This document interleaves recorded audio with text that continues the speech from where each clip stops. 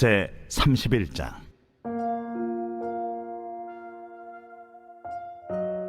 여호와께서 모세에게 말씀하여 이르시되, 내가 유다 지파 훌의 손자요 우리의 아들인 부살리를 지명하여 부르고 하나님의 영을 그에게 충만하게 하여 지혜와 총명과 지식과 여러 가지 재주로 정교한 일을 연구하여 금과 은과 노스로 만들게 하며 보석을 깎아 물리며 여러 가지 기술로 나무를 새겨 만들게 하리라.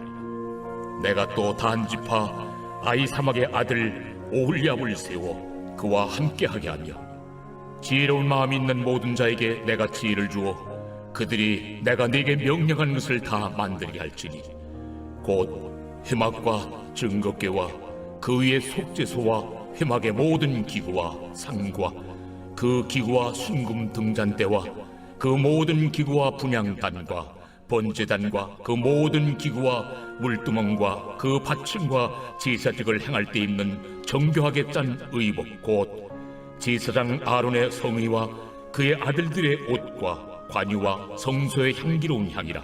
무릇 내가 네게 명령한 대로 그들이 만들지니라.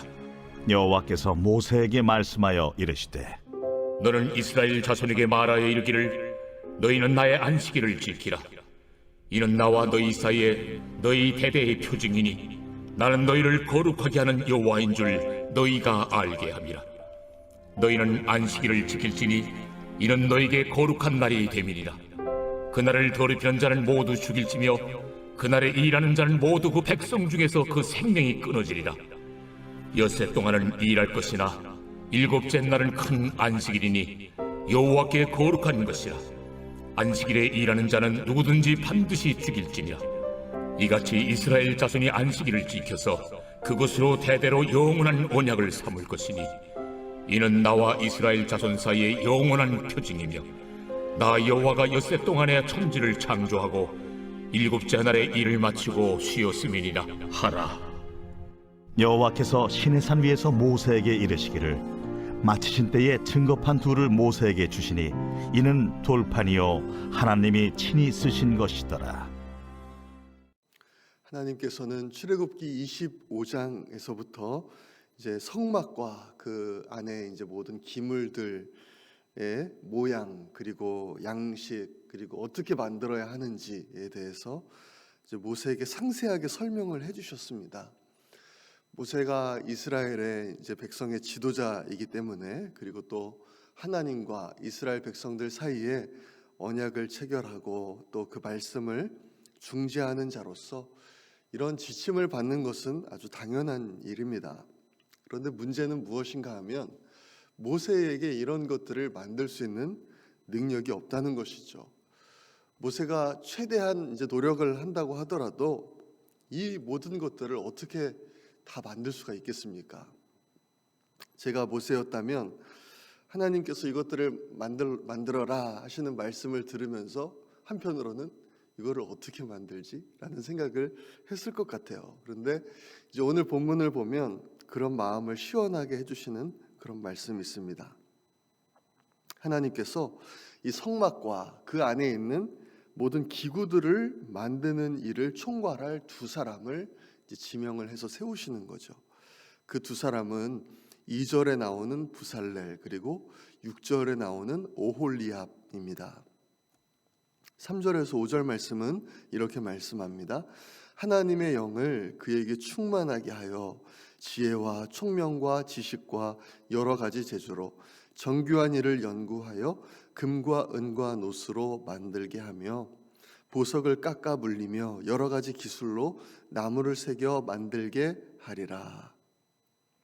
하나님께서 이 두 사람과 또 이제 이 두 사람과 함께 일할 사람들에게 하나님의 영을 충만하게 허락하셔서 또 지혜를 주시고 재주를 주셔서 이 엄청난 프로젝트를 이제 감당할 수 있는 그 능력을 주시겠다 이렇게 말씀을 하시는 거죠. 이처럼 하나님의 일은 동역함으로 이루어집니다. 하나님께서는 하나님의 백성들에게 각기 다른 은사를 주시죠. 그리고 그 사람들이 서로를 필요로 하게 하시고 또 연합하게 하셔서 하나님의 일들을 이루어가게 하시는 것입니다. 고린도전서 12장에서도 이렇게 말씀합니다. 이 모든 일은 같은 한 성령이 행하사 그의 뜻대로 각 사람에게 나누어 주시는 것이니라. 우리는 하나님께서 우리에게 허락하신 그 은사를 가지고 하나님께서 맡겨주신 일들을 감당하고 또 하나님의 나라를 세워가야 할 줄로 믿습니다. 12절부터는요 안식일 규례에 대해서 말씀합니다. 이제 마지막으로 지금까지 성막에 대해서 또 그 기물들에 대해서 이제 말씀을 다 하신 후에 이제 마지막으로 하시는 말씀이 이 안식일에 대한 말씀입니다. 13절 말씀은 이렇게 말씀합니다. 너는 이스라엘 자손에게 말하여 이르기를 너희는 나의 안식일을 지키라. 이는 나와 너희 사이에 너희 대대의 표징이니 나는 너희를 거룩하게 하는 여호와인 줄 너희가 알게 함이라. 하나님은 이 안식일에 대해서 이제 나와 너희 사이의 표징이다 그렇게 말씀합니다.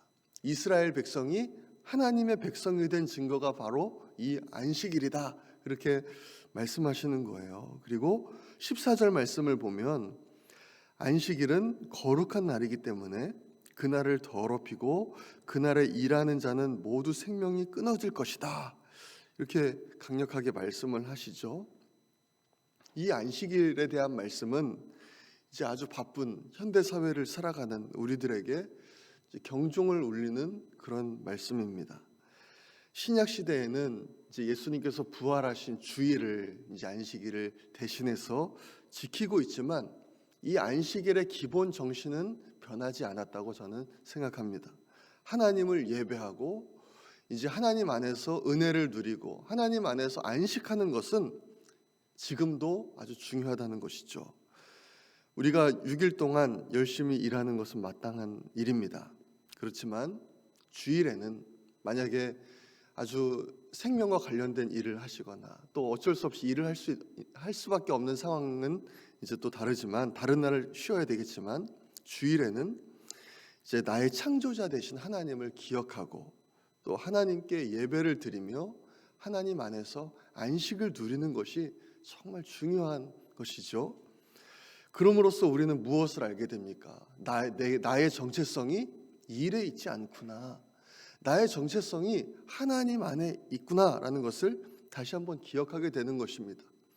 그리고 그 주일에 새롭게 되어서 하나님의 은혜로 새롭게 되어서 이제 다시 시작하는 6일을 이제 하나님의 은혜로 시작하게 되는 것이죠.